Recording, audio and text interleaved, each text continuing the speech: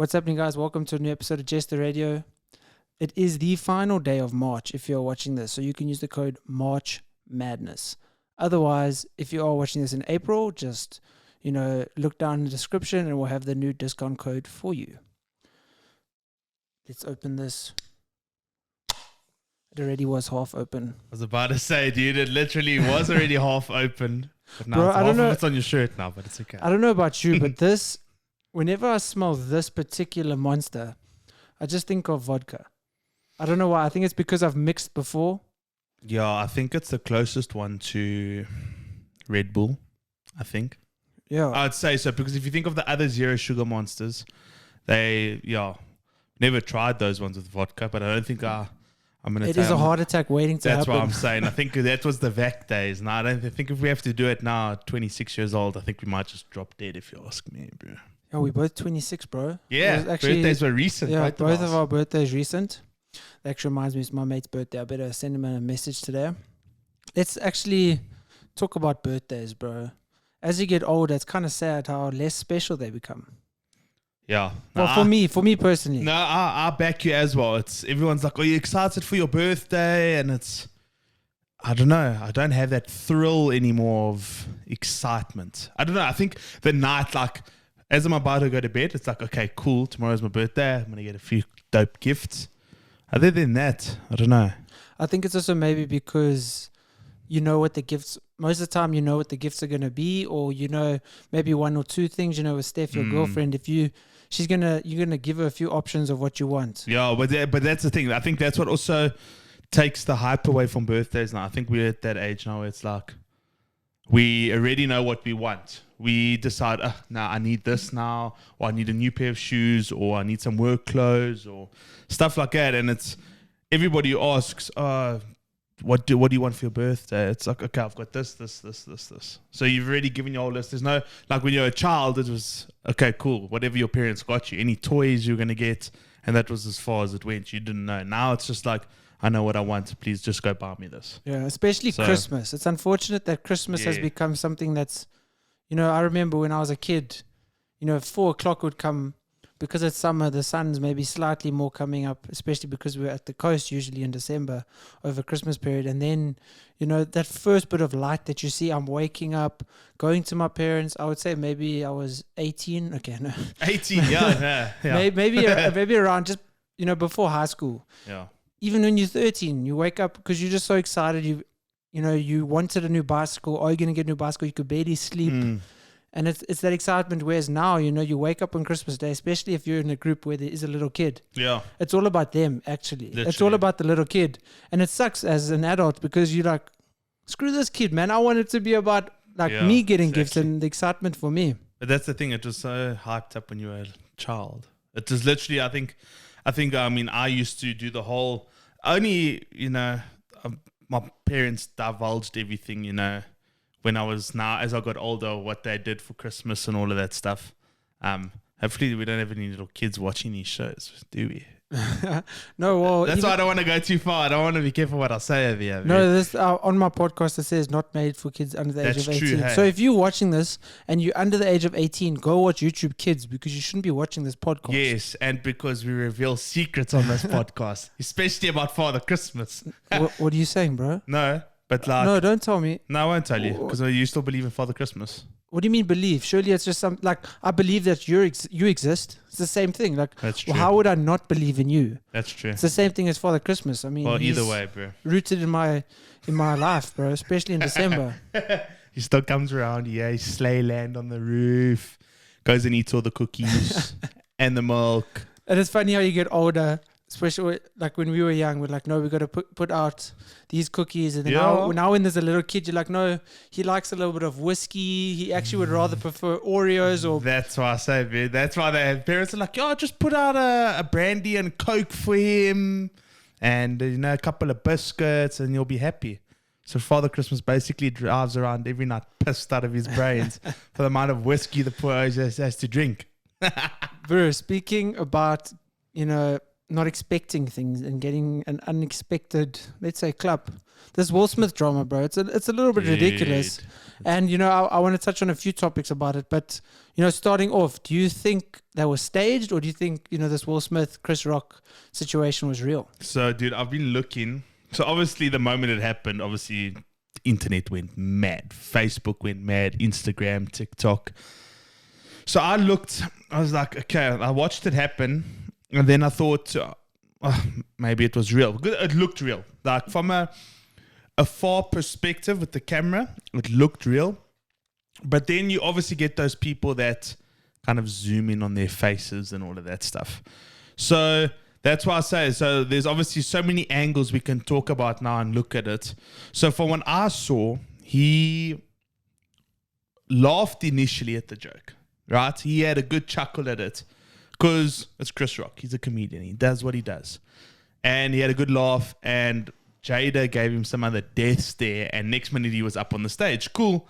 The one thing I'm upset about, sorry to interrupt, is that we didn't see, because as you mentioned, you know, Will laughed. Yes. Or first you saw Jada unhappy, and you see Will laughing. Yeah. And then it cuts back to Chris Rock. I wish we could have seen, you know, that look that Jada gave Will. Yes, yeah. They didn't show us that. So we didn't get to see that. So we all spoke about, you know, obviously she had a serious face on when he made the joke initially, and he laughed. So we saw her initial facial expression, but then anyway, so he went, obviously I saw him go up, and then I saw an image this morning actually, and it's ironic now we're speaking about it, but he turned around as he slapped Chris Rock. He turned around and he had a smirk on his face. It wasn't like a serious, you know, I'm gonna fuck this up off the stage. It was, I just did that, we pulled that off kind of smirk. And he turned around, and once he turned around completely again, he still had a smirk on his face. So now that leads to the question. Then that played on my mind this morning. I was like, is this actually staged? Was it real? Was it not real? Like, yes, he's a comedian. Maybe he took it a little bit too far, considering she has a condition. But the fact that Will Smith's face had a bit of a chuckle on it, and he had a smirk to it, I think, I don't know how to feel about it. So in terms of is it real or not, I first initially thought this is fake, this is staged, this is just, you know, to get the publicity that they've now got. I mean, I saw a stat where Chris Rock, his comedy special that I think he's doing with Kevin Hart, they sold more tickets in 12 hours than they did for 3 months since the launch of it. So, I mean, that's just in itself. Will Smith's got a book out. His book's definitely spiked as well. But then I read a post on a behaviorist that analyzed their body language and analyzed everything. And the behaviorist said, you know, this is legit. This is something that actually did happen. And, you know, there was times where, like when Will Smith's walking off, as you mentioned, that smirk, his body language, they were saying like there's certain primates in nature that also have that walk after they've just dominated someone. So the behaviorist aspect, I mean, I wouldn't look past the fact that it is real, because I mean, these acts are crazy. Yeah, but that's the thing. That's why I say I'm in two minds with it. I have no idea. Like I say, everything up until now, up until this morning when I saw that post, I was like, he actually literally PK'd the living crap out of Chris Rock. And I was like, geez, like it, okay. But then that smirk this morning, I looked and I was like, yo, okay, now that's just throwing a spanner in the works here. This oak is now laughing at the fact that he slapped Chris Rock. So in terms of that smirk as well, I was watching a Joe Rogan interview where he was talking about it, and he said it's kind of like Will Smith playing this character where there's, you know, like in a movie or a series where something stupid happens, like a slap like this in front of everybody, and gets away with it. You know, it's, you know, those unrealistic situations where someone does something and then like there's no ramifications from it. That's essentially what this is. I mean, these are like, their lives are just movies. I mean, if you think about being a teacher at school, someone makes a joke about you, you walk up and slap that person on the podium, you know, you're going to lose your job instantly. Yeah, exactly. No, but these oaks, because they're celebs, can just get away with anything. But that's the thing. That's the reality that they live in. It's like you say, their life is basically a movie, bro. They can do whatever. You know, they get away with whatever. You know, a slap like this now. To point it out, I mean, Chris Rock, luckily enough, Chris Rock's not laying charges against the Oak. He could. But that's the thing, he could. And in any normal situation, if you just like, you out, I mean, I've heard countless stories in this with regards to this, and it happens. You out one night, you just, let's say, chilling with someone, with a friend or whatever, and next minute you catch a varum klap out of nowhere. Just randomly out the block. You've done nothing wrong. You just get hit randomly. Now you go, general thing most people go and do is go press charges and lay charges of assault against this person for hitting you. I mean, that's the most common everyday thing that someone would do. But now with this, I don't know what swayed Chris Rock in not pressing charges. I don't know if it was maybe the public apology. I think it's probably also, the public, hating on him for making a joke about a woman with alopecia. And, most women have longer hair. Yes. And she's obviously got a condition where she can't grow hair. And I mean, it's unfortunate that she has this condition, but I mean, there's comedians that make jokes about blind people. There's comedians that make jokes about every single, and I mean, it's life. I don't know if you watched that one Oscars with Ricky Gervais. So I think I might have. I don't remember. So he completely slated every single person in the Oscar audience. Way worse than what Chris Rock did that evening. So, I mean, he would literally tune people and be like, please don't come up and accept this reward and give some humanitarian speech when you're going to go sit down and read your iPhone, because there's kids in, the Philippines who are getting R1 hour. Yeah. So he was like literally just treating them. He's like, you guys are so hypocritical. Like he literally said these words. He's like, you guys are hypocritical. You guys have slept your way to the top. Like he made way worse remarks than what Chris Rock did in the name of comedy. Yeah. And it's fine. Yeah, no, but I agree, dude. It's that's the thing. You know what? They spoke about it on 947 the other day as well. In the afternoon, they mentioned, what would the situation be about it? How would you go about it? And the presenter was like, you know what? I would have done what Will Smith had done. But then the one, I think, if I'm not mistaken, the one his co-host was also saying, like, but it's a comedian. That's what they do. That's who they are. But it also brings about the fine line in comedy. But then it also stems back. I mean, this could be a debate forever and a day. It's literally like, where do you stop? But that's their job. I just think it comes down to people in the world not having a flippant sense of humor. Yeah. People are so serious about life. We have enough shit in our lives. And we have enough crap going on all around us. Someone cracking a joke about something is the least of our worries. There's worse things to worry about in life. And literally, like, yes, okay, I understand, she does have a condition. But like you say, there are people out there, the comedians out there, I mean, that tune everybody. You could have any condition possible, but they'll make a joke out of it. And that person who actually has the condition, I've heard multiple stories of people saying, oh, that was actually so nice that, it makes me feel better about the situation that I'm in. It makes me feel better about the condition that I've got. I don't have to stress about it that much. It's actually just, it happens. There's nothing I can do about it. This is what life has done for me. So I'm just going to take it with a pinch of salt. And this comedian has made a good joke out of it. And it's actually quite nice to hear something like that. But at the end of the day, they know that they're still supported and they are respected for what they are going through. But people just don't have a sense of humor. She should have just been like, oh, you know what? Well, fuck you, bro. Yeah. That was a good one.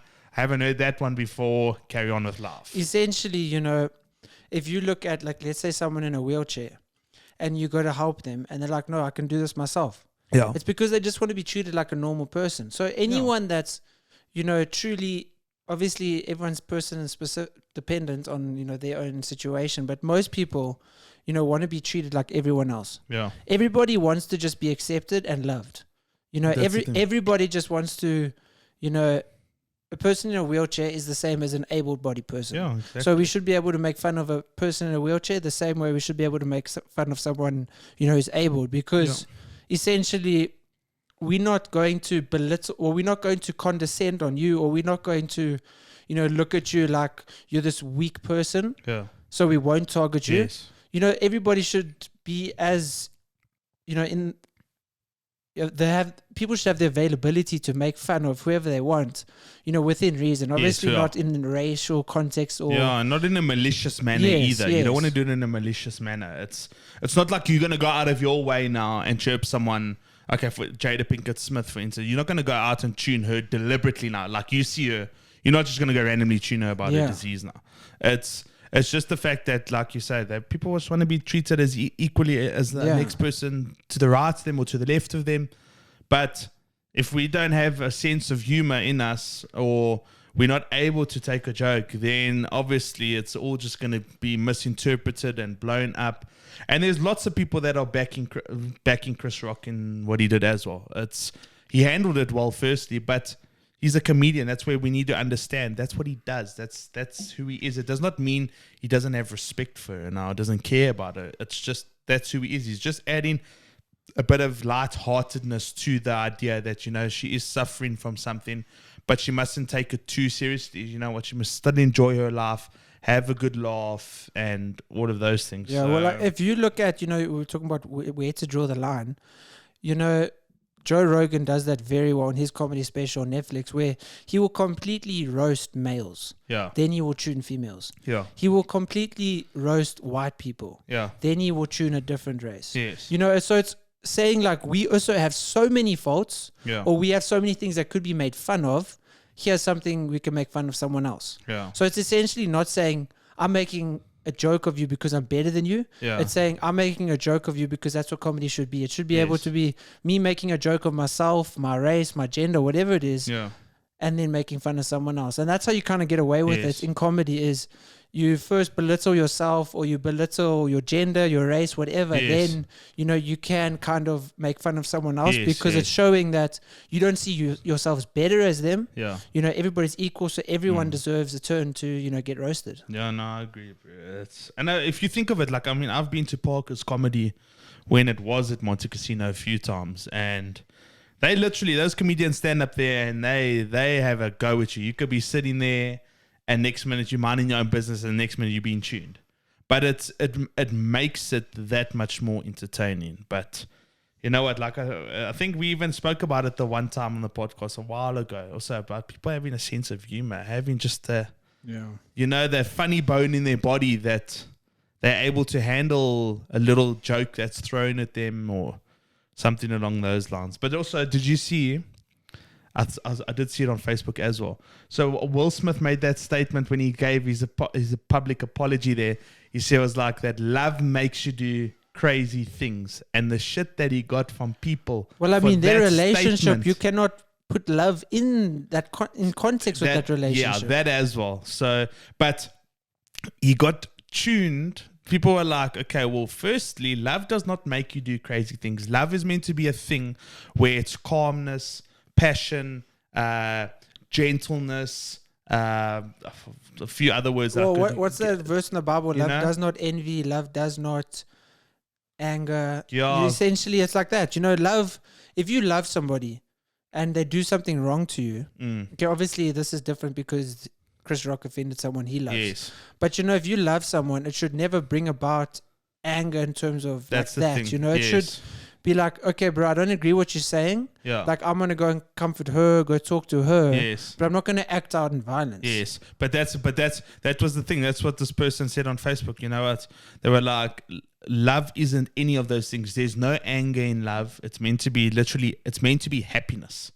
Love is meant to be happiness. It's meant to be calmness. It's meant to have this tranquil feeling over you. It's not meant to be anger and hatred and violence. And that's exactly where, then when he made that statement, people clowned into him. They were just like, they're not having it whatsoever. Because he can't make that statement when he's just gone and bottom clapped someone on stage. Like, and then when they have this, obviously everybody is different, but when they have this open relationship that they do as well, that's the thing. Where he clearly, you saw how he broke down on Jada's talk show, whatever, round table, where he broke down about her talking about her relationship with other guys. Yes. And that shouldn't be love either. Yes. He shouldn't be that upset, on, I don't know if it was live, but on television like that as well. Yeah. To, crying, to be completely, broken. Yeah. There was no love in that situation where she did that with other guys. Yes.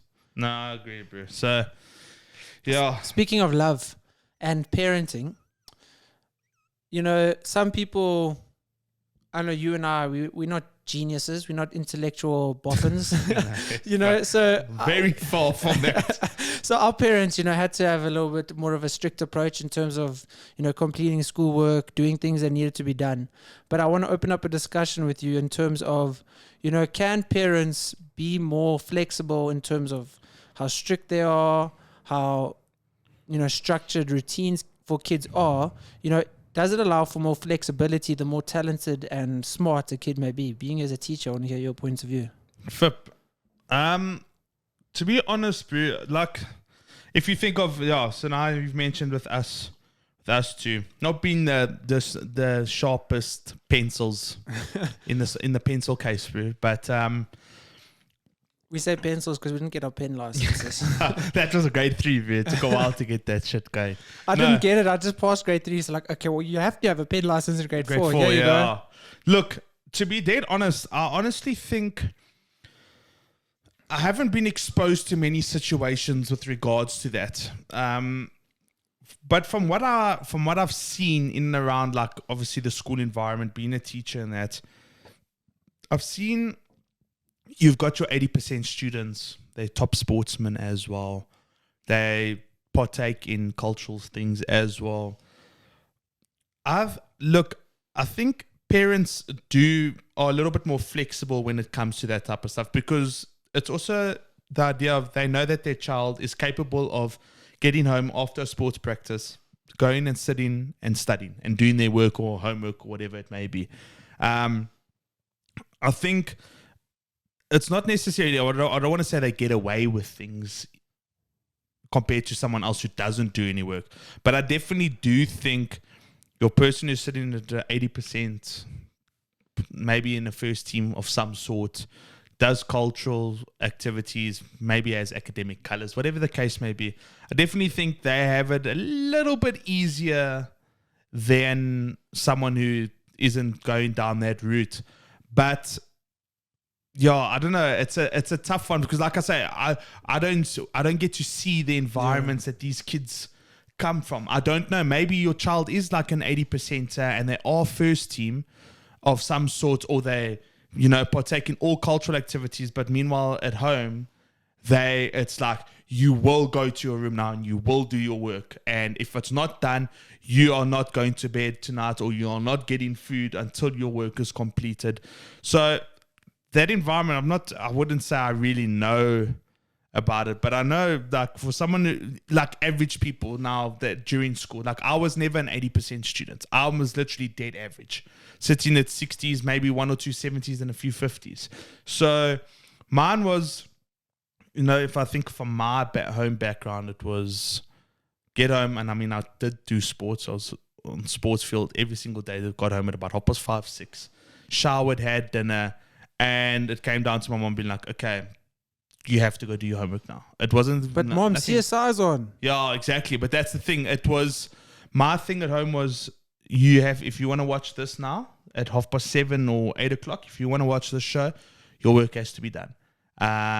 Which helped you, because if your parents weren't strict like that on you, us being averagely, our ability to do well in school, we were average. Yeah. If your parents weren't strict on you, we would have then been below average. Yeah. If there wasn't rules enforced where, Chris, you should do your work now. Yeah.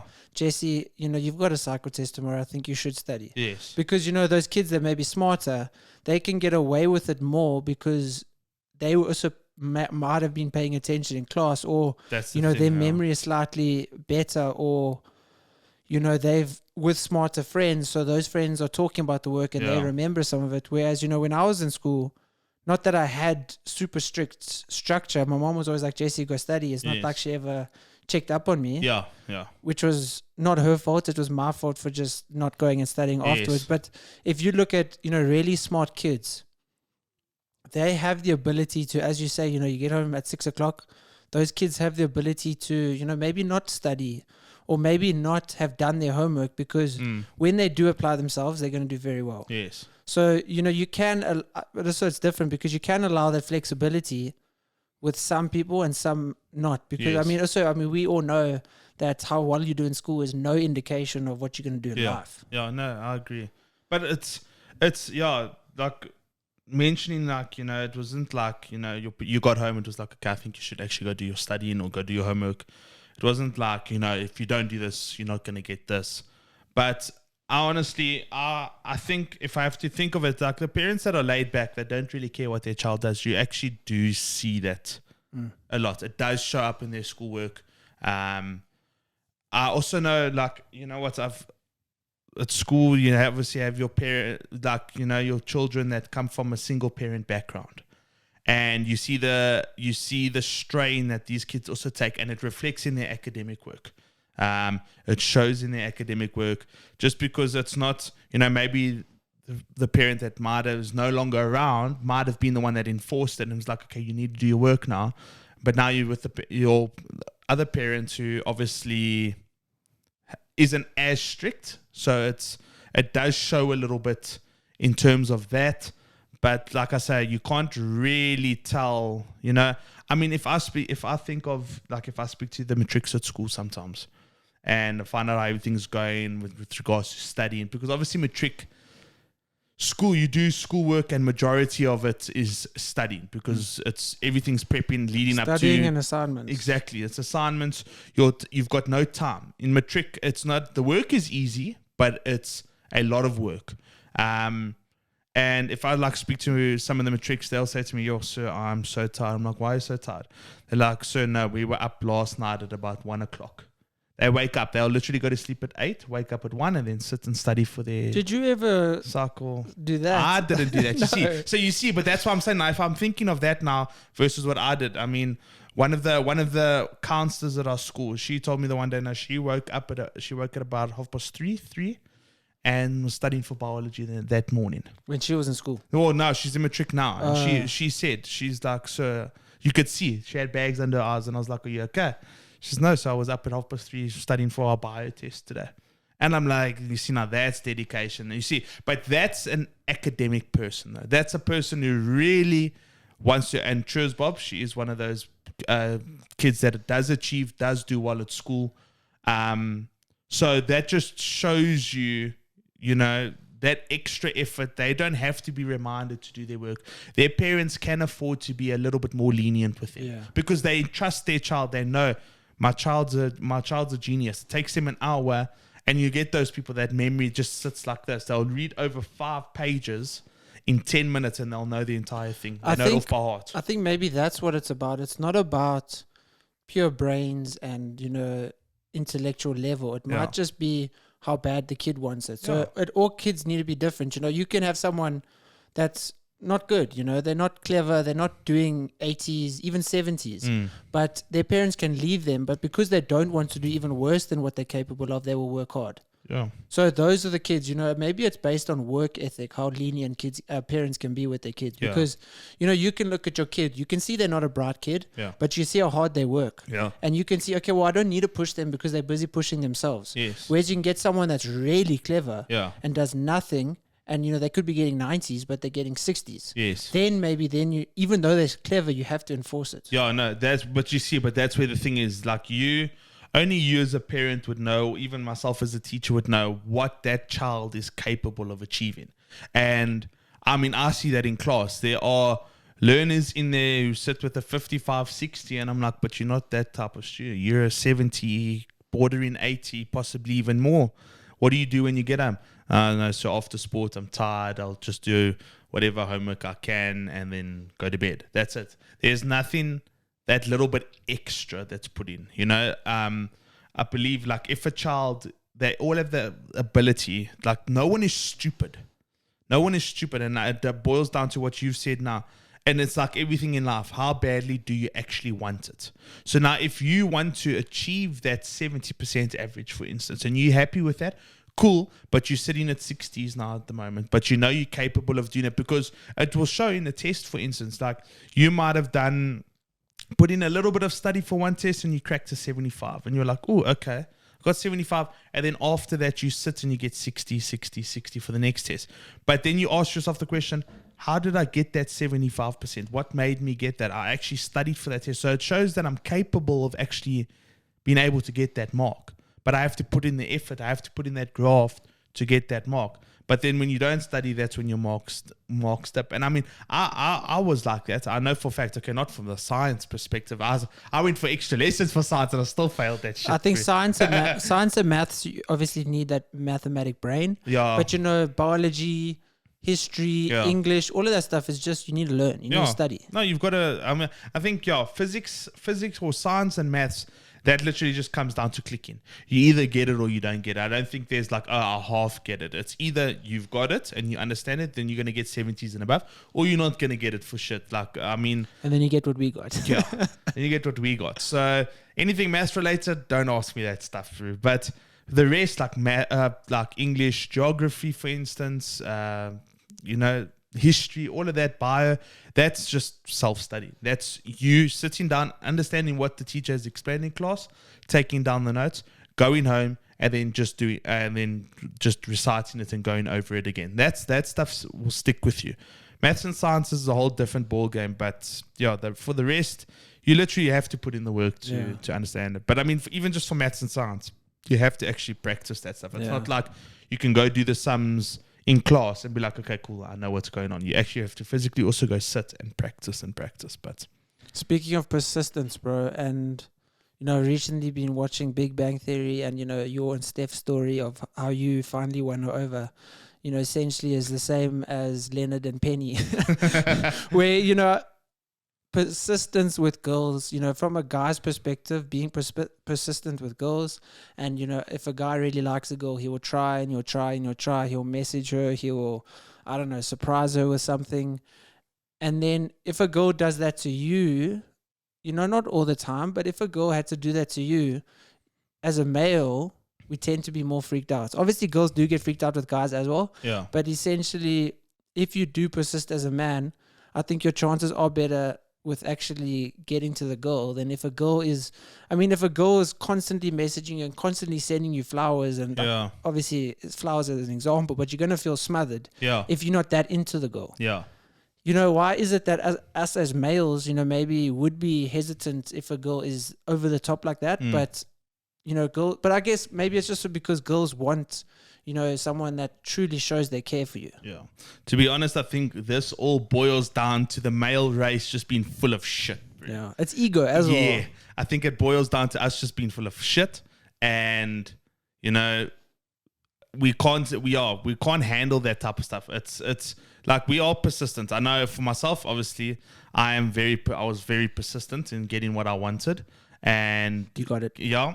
And I was persistent, message after message after message. But then that also stems in, I also freaked her out a little bit. And it was like, okay, what the fuck? She kept quiet for a week, did not speak to me. The whole works.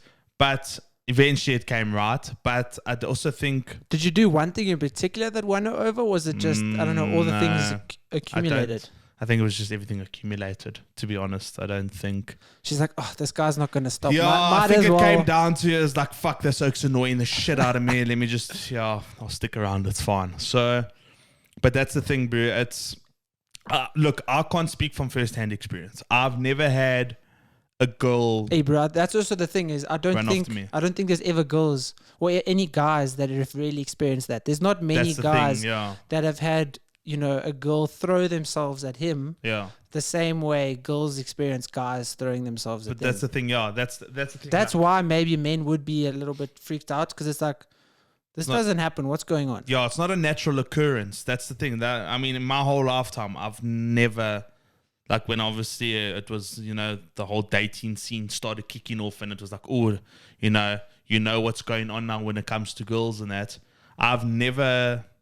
had a girl chase after me, send me countless messages, constantly trying to make a plan to see me. It's always been the other way around. It's always been me trying to make a plan with a girl, trying to see them do something, I mean, I've invited people to come for a braai and that stuff, and then they go quiet, and then I'm just like, fuck, is it me? That's the problem. It must be me, because I'm not getting it right over here. But I've never had anyone... be like, Chris, what are you doing next day? Let's do something. Like, I've never physically had that. So I wouldn't know, but I'm sure there are lots of guys that have actually had a girl that is obsessed freaking crazy obsessively about just them. trying to communicate with them. Exactly. And then they just sit there and they're like, this is too much for me. Sorry, you know. But then you also get those guys that push for the girls and like are desperate to be with them. And then they just slap with the friend zone. Yeah. I think that is a fine balance with guys because as males and the male ego, if a girl's being nice to you, you know, your ego is so elevated that you're not going to think this girl's being nice to you because she's just trying to be your friend. Yes. As a male, you're just going to assume that this girl is being nice to you because she wants you. Yes. And yes. It's men, bro. Men just have this incessant need or this incessant, you know, desire to be desired and to be wanted. So the moment anyone, you know, just smiles at you when they walk past you because you let them in first, you're like, oh no, this girl wants me. Yo, that's the thing, bro. And you know what? Most guys are like that, and I won't even. I've been like that before as well. It's like I don't think there's been a male on earth that hasn't been exactly. like that. So if there's a male that hasn't been like that, you're talking shit. Just saying. But it's like you say, a girl looks at you, smiles, and you're like, hey, this girl fancies me. I'm gonna go chat to her or something like that. It never comes down to flip. Okay, this girl maybe she just wants, like you say, a friend. Maybe she doesn't want anything. She's being polite. She's just been polite. She's been what a person should actually be. You know, it's not a harmful thing for someone to smile at somebody else because it's just, that's what us as humans should actually be doing, is taking the time to just smile at someone. It'll make their day, make them feel good. I think it might be because, you know, as men, we won't as often as women would be friendly or be nice or be whatever in a positive way towards a girl if we don't want them. Yes. Because we don't think with our heads or our hearts. We think with another organ. Yes. And, you know, that's why men, if they get, you know, some niceties from a female, they automatically assume it's the same as them giving niceties to someone else. Yes. Because if a guy's nice to a girl, most of the time it's probably because like I wouldn't mind being with her. Yes. Whereas if it's a girl being nice to a guy, it's just general being nice. No, but that's the thing. I think we just we don't think about it. It's this girl probably just is like, you know what, I could do with just a male figure in my life, not necessarily just someone to be with, but just a guy friend. Just a platonic friendship. Yeah, I just want a friendship with. I'm like, and you hear that from a lot of girls. They're sick of other girls because it's just if you had to ask a girl, like they're friends with majority guys. They've got a few chick friends, but majority guys, because the girls, there's always just drama and issues in and amongst that. So that's the thing, and it's like, okay, cool. You've got the girl now, and she's your friend. Keep it at that. Like, what's the need to having to want to do more? Why do we have to, you know, get something else out of it? Like, why can't it just be straightforward, pure friendship, and leave it at that? Like, but like I say, guys' heads are not like we're broken. No pun intended. We're broken. Pun intended. Yeah, pun intended. Both heads. Yeah, no, but it's just, I don't know. It's something that's hopefully for I honestly just think it's getting worse. Actually, I don't think it's going to get better. I want to ask you though, because you're obviously in a school environment. How is it, you know, compared to when we were in school? You know, compared to how it is now? Because, you know, you see, social media has promoted a lot more of, you know, females showing their body. And, you know, girls do it more often. I mean, it would be naive to admit or to think that, you know, girls don't show their bodies more. Now, I'm not saying it's wrong or right. I'm just saying it happens. Yeah. You know, has, you know, social media brought about, what definitely has, but I'm talking about in school. Because, I mean, if you look at a girl posting a photo of her bum, you automatically assume because she's showing a bum, she wants some sort of attention. Whereas maybe she's just proud of her hard work. You know, it might not be, and a majority of the time it probably isn't, just to be like, hey guys, here's my bum, let's hook up. I mean, it isn't. How is it in school, you know, with guys, as younger men and boys, we automatically, before we've matured, are going to assume it's because, you know, she's posting a photo of her bum because she wants me. Or she wants guys in general. You know, how is it in school with, you know, girls? Have you seen, you know, girls being more flirtatious or not? Or has times changed in your, what you've seen? Well, this is like a broad topic, bro. If you think of anything social media and like, everything has been sexualized now to a huge extreme now. If I think of how we were at school, look, I can't speak much in high school. I was at all boys school, so I really can't speak much just on that with side. a bunch of thirsty boys. yeah, most likely. And thank goodness none of that shit came my way, but nevertheless, bro. So I don't know, but now being a teacher in a co-ed school, now you actually see how everybody operates and that stuff. Look, I don't see most of it, to be honest. I don't see a lot of it. I have like learners trying to follow me on social media and that stuff, which I obviously declined because they're in school. I don't want them on my social media. So I don't know what the kids get up to outside of things. But put it this way, I came across a little, like a confession thing one day on Instagram. And I came across this, and there were things on there that a couple of us looked at, and our eyes just went like this. So to answer your question, I think things are by far worse than what we were at school, because it's probably just because sex is far more normalized now. That's the thing. I think everything nowadays also is all just normalized. It's a normal thing. There's no hiding behind walls anymore, and having to keep quiet about things. It's all just out there. And I mean, it's not like it's kept on a down low. I mean, there's things on Netflix like that. What is it? That sex education. Yeah. Bro, that's literally school kids having sex. Straight up. So how do you not expect kids now in school to want to do the same thing? Don't get me wrong, it was a flippin' good series, but now you put in something like that on a platform that everybody has access to. It was entertaining, bro. It was a very entertaining show. That's the thing. It was a good show. I really enjoyed watching that show. But now you can't be upset now when you find your 16-year-old child busy doing stuff, not necessarily at school, but anywhere, to be honest. Because that series or anything around us, social media, just allows for it to be normal now. So, but dude, like I say, if I think of it when we were at school, it's definitely everything is by far just shot through the roof. It's no almost longer everything that was slightly more taboo has been normalized. Even just general swear words are more normalized. Yeah. Sex is more normalized. Drugs is more normalized. It's just so.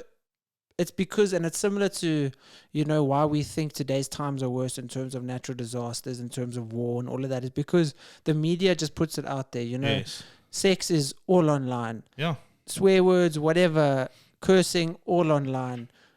And it's the same, if we look at history in the last 5 years, we say, the world has never been this bad. The world has never suffered economic decline the way it has now. The world has never experienced war the way it has. The world has never experienced pandemics, but it has. It's just because the news just covers what's bad and what's topical. Yeah. World War II, imagine the media was around in World War II. Yeah. We would have... The stories that would have been told on the news in World War II would have been way worse. Yeah, no, way definitely. worse. Now, everything is way more, it's hyped now. Yeah. Today's world, everything is just hyped. It's because there's about 20, I don't even know, I'm just talking shit now, but like 20,000 different news channels and millions of broadcasters and every social media platform you could possibly think of.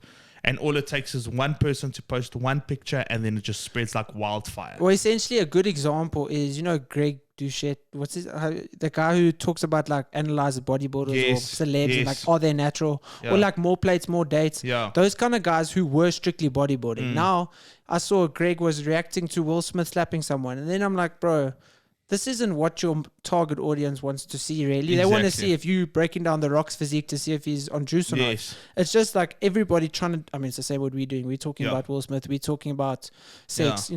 It's just trying to be topical. Yeah. And because everybody's trying to be topical, everybody's hearing about all the negatives, all the war, all the drama and everything like that. No, it's mad, bro. But we definitely are living in times where everything is just blown out of proportion. Well, where's COVID now?